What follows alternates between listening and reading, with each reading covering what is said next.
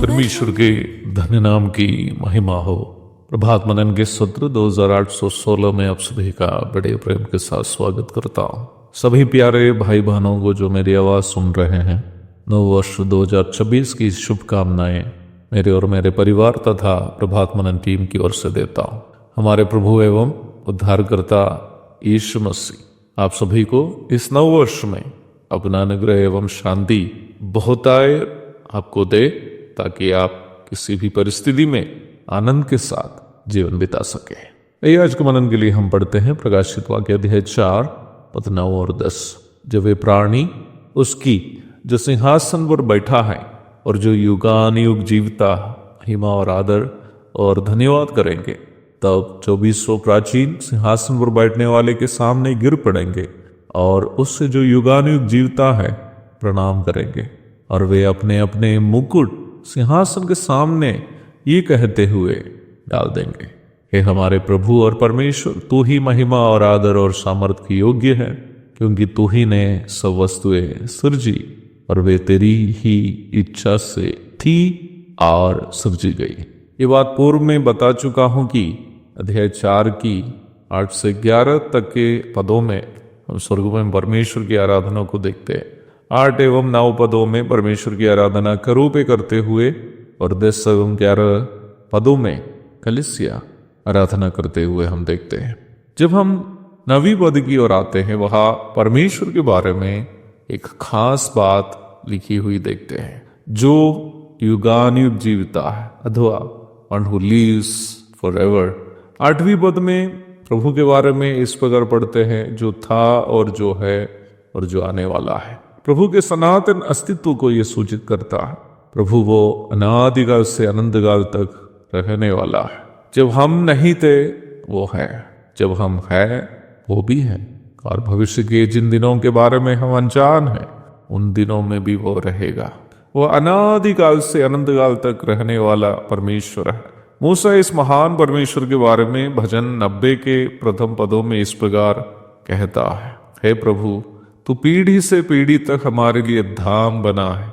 इससे पहले कि पहाड़ उत्पन्न हुए या तूने पृथ्वी और जगत की रचना की, वरन अनादिकाल से अनंतकाल तक तू ही परमेश्वर है। परमेश्वर के सनातन अस्तित्व की याद करते हुए मूसा उनकी आराधना कर रहा है। पद 4 में आगे वह इस प्रकार कहता है, क्योंकि 1000 वर्ष तेरी दृष्टि में ऐसे है जैसा कल का दिन जो बीत गया, या जैसे रात का एक पहर। इसी भजन में वर्तमान संसार में हम मनुष्य के जीवन का क्षण भंगुरता का भी वर्णन मूसा ने किया है। वह भोर को फूलती और बढ़ती है और साँझ तक कटकर मुरझा जाती है।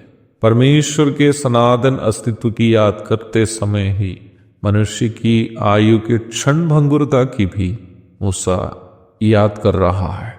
परमेश्वर की महानता को समझने के लिए हमारा क्षण भंगुरता की भी समझ हमें होना जरूरी है, ताकि हम उस सनातन परमेश्वर पर अपना भरोसा पूर्णतया रख सकें।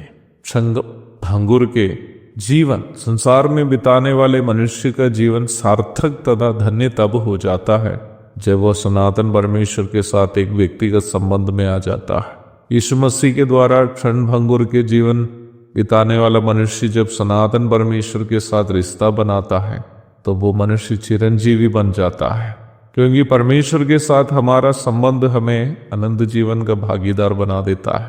कार्य में बड़ी की पद में दिखने वाले 24 प्राचीन गण की आराधना इस प्रकार जीवन सार्थक किए हुए मनुष्यों की मंडली स्वर्ग में परमेश्वर की आराधना करने का सुंदर नजारा है अथवा कलीसिया की आराधना। 2025 को पार करके 2026 में प्रवेश यदि हम कर पाए हैं तो ये नीचे ही एक खुशी की बात है और परमेश्वर को धन्यवाद देने लायक बात भी है।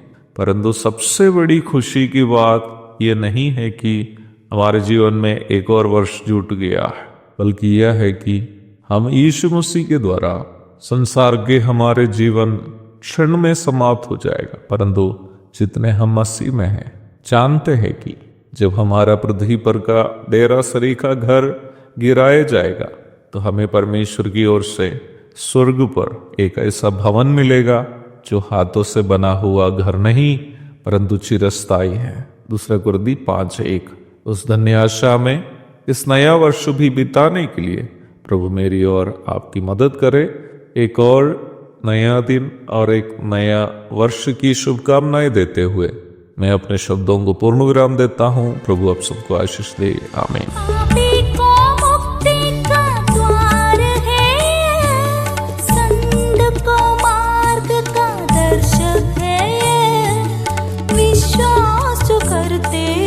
उसके लिए अनंत जीवन का साधन है ये है वचन, प्यारा वचन, यीशु मसीह का प्यारा वचन।